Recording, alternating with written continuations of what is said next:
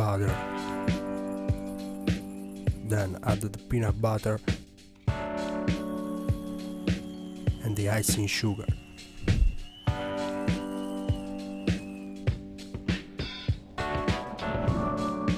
Melt the chocolate you prefer in the microwave or in a water bath.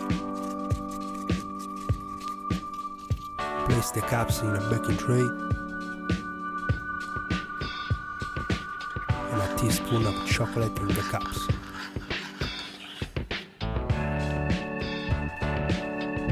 Beat on a flat surface to even out the chocolate and put in the freezer for 5 minutes or until the chocolate has solidified. Put the peanut butter cream in a piping bag. Place the peanut butter in the center, leave the edges free.